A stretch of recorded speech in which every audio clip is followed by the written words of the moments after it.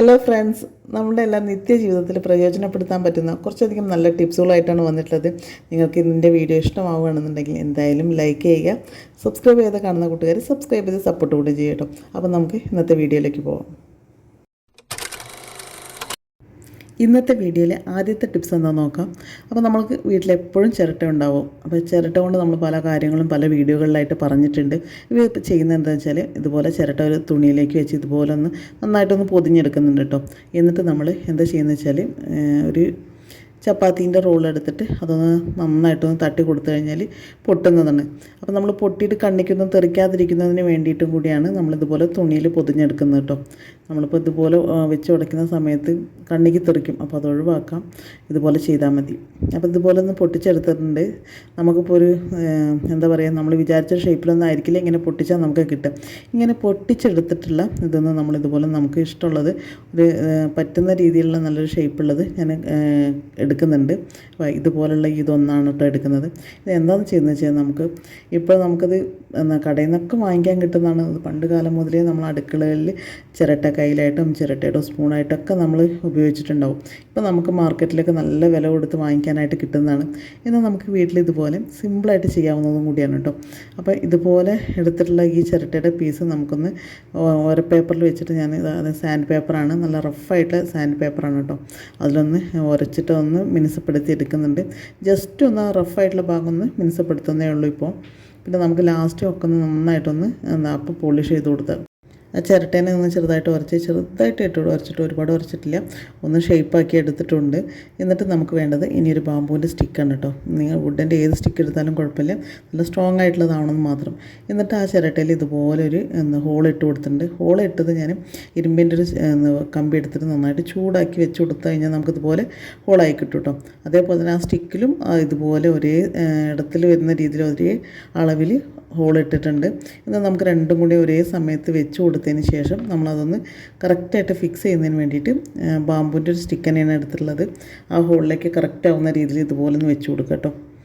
ഇതുപോലെ വെച്ച് ടൈറ്റ് ആവുന്നില്ല എന്നുണ്ടെങ്കിൽ ചെറിയ കനം കുറഞ്ഞ പീസുകളും കൂടി ഉള്ളിലേക്ക് വെച്ച് കൊടുത്തിട്ട് നന്നായിട്ടൊന്ന് ടൈറ്റ് ചെയ്തെടുക്കുക. എന്നിട്ട് എക്സ്ട്രാ വരുന്ന ഭാഗം കട്ട് ചെയ്ത് കളഞ്ഞാൽ മതി. അപ്പോൾ നമുക്ക് ഈസി ആയിട്ട് സിമ്പിളായിട്ട് വീട്ടിൽ ചെയ്യാവുന്ന ചിരട്ട കൊണ്ടുള്ള തവി റെഡി ആയിട്ടുണ്ട് കേട്ടോ. നമുക്കിത് സവാള വഴറ്റാനാണെങ്കിലും തക്കാളി വഴറ്റാനാണെങ്കിലും നമുക്ക് ഉപ്പേരി ഉണ്ടാക്കാനും കറി വയ്ക്കാനൊക്കെ നമുക്കിത് കുക്ക് ചെയ്യുന്ന സമയത്ത് ഉപയോഗിക്കാവുന്നതാണ്. അപ്പോൾ ഇതുപോലെ നിങ്ങൾ ഉപയോഗിച്ചിട്ടുണ്ടായിരിക്കാം. നിങ്ങൾ സ്വന്തമായിട്ട് ഉണ്ടാക്കി ഉപയോഗിച്ചിട്ടില്ല എന്നുണ്ടെങ്കിൽ ഇതുപോലൊന്ന് ചെയ്ത് നോക്കൂ കേട്ടോ. നിങ്ങൾക്ക് സിമ്പിളായിട്ട് ചെയ്യാവുന്നതേ ഉള്ളൂ. മറക്കാതെ ചെയ്ത് നോക്കൂ. ഞാനിപ്പോഴെല്ലാം അപ്ലോഡ് ചെയ്യുന്ന വീഡിയോ കാണുന്നവർക്ക് അറിയാനായിട്ട് സാധിക്കും. ഞാൻ അനാർക്കലി എന്ന് പറഞ്ഞുള്ള ഒരു ഹെയർ ഓയിലിനെ കുറിച്ച് പറയുകയും അത് ഒരുപാട് പേര് വാങ്ങിച്ച് റിസൾട്ട് കിട്ടിയിട്ടുള്ളൊരു ഹെയർ ഓയിലാണ് കേട്ടോ.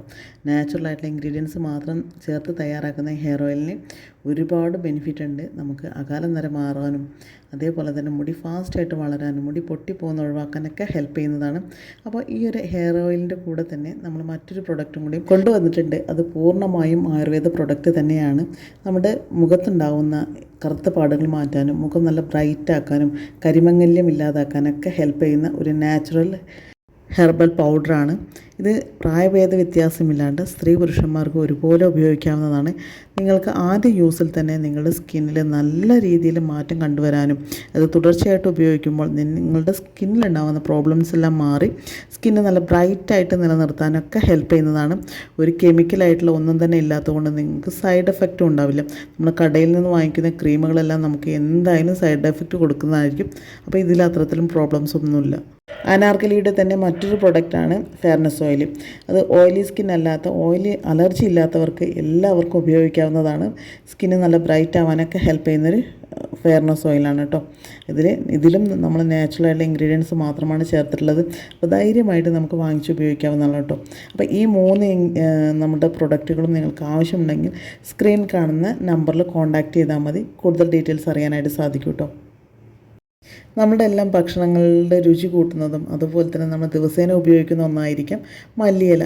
എന്നാൽ കൂടുതൽ ദിവസം നമുക്ക് സ്റ്റോർ ചെയ്ത് വെക്കാനായിട്ട് സാധിക്കാറില്ല. അപ്പോൾ നമുക്ക് മല്ലിയില വാങ്ങിക്കുന്ന സമയത്ത് ഇതുപോലെ ചെയ്ത് കഴിഞ്ഞാൽ നിങ്ങൾക്ക് എത്ര ദിവസം കഴിഞ്ഞാലും മല്ലിയില ഉപയോഗിക്കാനായിട്ട് സാധിക്കും. അത് ഫ്രഷായിട്ട് തന്നെ ഉപയോഗിക്കാൻ സാധിക്കും കേട്ടോ. അപ്പോൾ അതിനുള്ള 2 ടിപ്സാണ് ഇപ്പോൾ പറയുന്നത്. അപ്പോൾ നമ്മൾ ആദ്യം മല്ലിയില നല്ലതുപോലെ ഒന്ന് കഴുകിയെടുക്കണം. അതിലെന്തായാലും മണ്ണുണ്ടാവും, അതിൻ്റെ വേരിലൊക്കെ മണ്ണുണ്ടായിരിക്കും.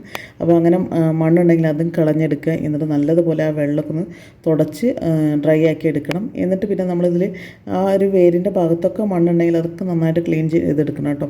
നമ്മളിത് വേര് മുഴുവനായിട്ട് എടുക്കുന്നുണ്ട്, വേര് കട്ട് ചെയ്ത് കളയുന്നില്ല. അപ്പോൾ അതാണ് ഈ ഒരു ടിപ്സിൻ്റെ ഒരു പ്രധാന പോയിന്റ് കേട്ടോ. നമ്മളിതിൻ്റെ വേര് കട്ട് ചെയ്യാണ്ടാണ് എടുക്കുന്നത്. പിന്നെ നമ്മൾ ഈ ഒരു ഇതിൽ വാടിയതോ അല്ലെങ്കിൽ എന്താ കളർ മാറിയതോ ആയിട്ടുള്ള ഇലകളുണ്ടെങ്കിൽ അതൊക്കെ എടുത്ത് മാറ്റാം.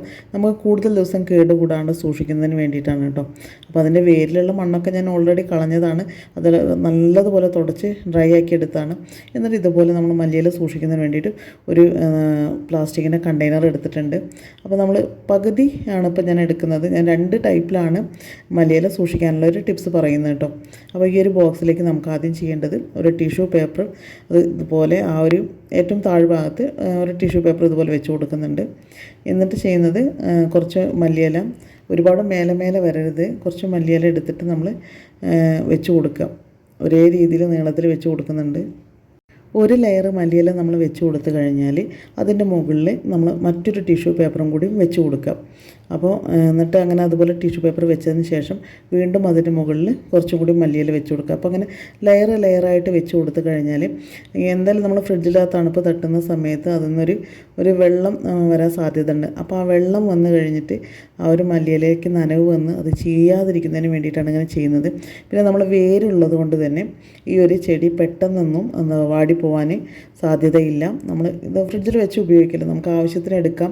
അതേപോലെ തന്നെ തിരിച്ച് നമ്മൾ ഫ്രിഡ്ജിലേക്ക് തന്നെ വെക്കണം കേട്ടോ. അല്ലെങ്കിൽ ഇത് വാടിപ്പോവാനോ അല്ലെങ്കിൽ ചീഞ്ഞ് പോകാനോ കേടുവരാനൊക്കെ സാധ്യതയുണ്ട്. എന്നിട്ട് ഇതുപോലെയൊക്കെ വെച്ചതിന് ശേഷം വീണ്ടും നമ്മൾ അതിൻ്റെ മുകളിൽ ഇതേപോലെ തന്നെ ടിഷ്യൂ പേപ്പർ വെച്ച് മൂടിയതിന് ശേഷം ഫ്രിഡ്ജിൽ സൂക്ഷിക്കാം. ഇനി ഞാൻ മല്ലിയില കുറച്ച് എടുക്കുന്നുണ്ട്. ഇതുകൊണ്ടുള്ള മറ്റൊരു ടിപ്സ് എന്താണെന്ന് വെച്ചാൽ നമ്മളിതിന് വേരൊക്കെ ഒന്ന് കട്ട് ചെയ്ത് കളയണം കേട്ടോ. ഇതിൽ നമുക്ക് വേരിൻ്റെ ആവശ്യമില്ല. എന്നിട്ട് ഞാൻ കളഞ്ഞതിന് ശേഷം ഇതിനൊന്ന് ചെറുതായിട്ട് കട്ട് ചെയ്യുന്നുണ്ട് കേട്ടോ. എനിക്ക് ഒരുപാട് ചെറുതാക്കി കട്ട് ചെയ്യണമെന്നില്ല, നിങ്ങളുടെ ഇഷ്ടത്തിനനുസരിച്ച് ഇതുപോലെ ഒന്ന് മുറിച്ചെടുത്തതിന് ശേഷം ഒരു പ്ലാസ്റ്റിക്കിൻ്റെ കണ്ടെയ്നർ എടുക്കുന്നുണ്ട് കേട്ടോ. ആ കണ്ടെയ്നറിലേക്ക് നമുക്ക് ഈ ഒരു കട്ട് ചെയ്തിട്ടുള്ളതൊക്കെ ഇട്ട് കൊടുക്കാം.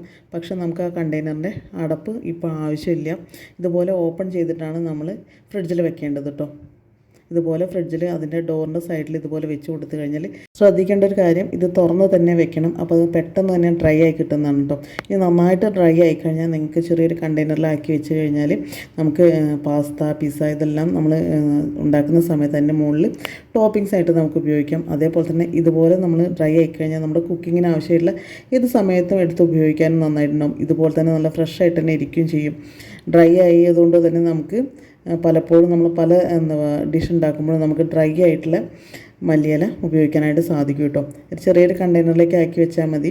ഇതുപോലെ ചെയ്ത് വെച്ചാലും മല്ലിയില ഒട്ടും തന്നെ കേടുകൂടാണ്ട് നിങ്ങൾക്ക് സൂക്ഷിക്കാനായിട്ട് സാധിക്കും.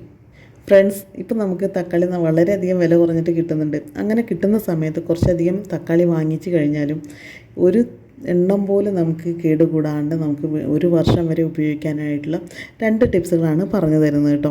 അപ്പോൾ നമ്മൾ തക്കാളികളൊക്കെ എടുത്തതിന് ശേഷം നന്നായിട്ട് കഴുകി വൃത്തിയാക്കി എടുക്കുക. നനവുണ്ടെങ്കിൽ അതൊക്കെ ഒന്ന് തുടച്ചെടുക്കുക.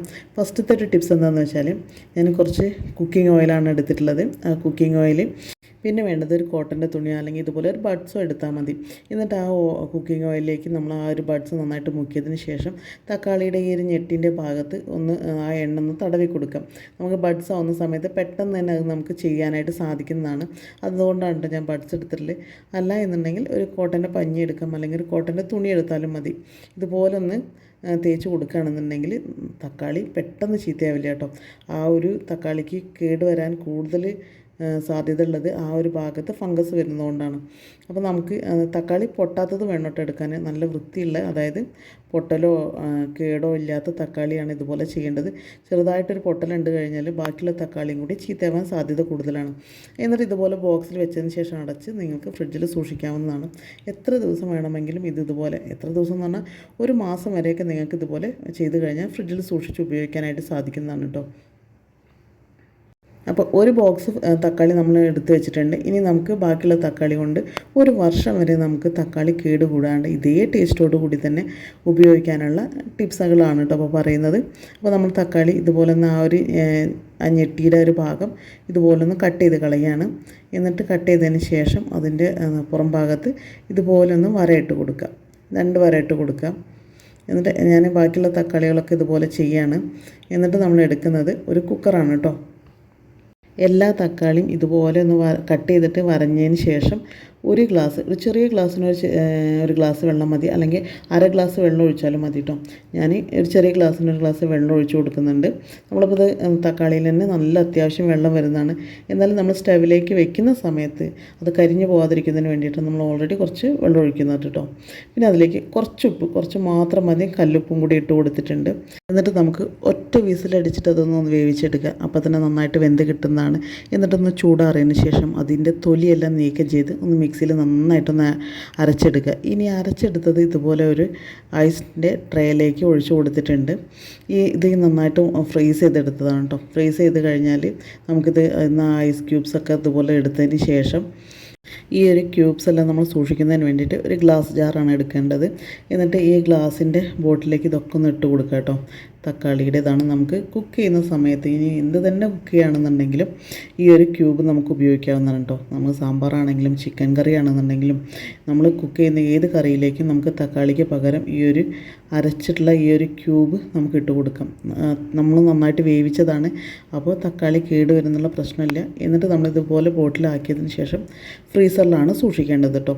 നമുക്ക് ഒരു വർഷം വരെ ഇതുപോലെ ഫ്രീസ് ചെയ്ത് കഴിഞ്ഞാൽ നമുക്ക് സൂക്ഷിക്കാൻ സാധിക്കും. നമ്മളിപ്പോൾ അതേ കൂടാതെ തന്നെ നമുക്ക് കുറച്ച് മാറ്റി വെച്ചതുണ്ട്.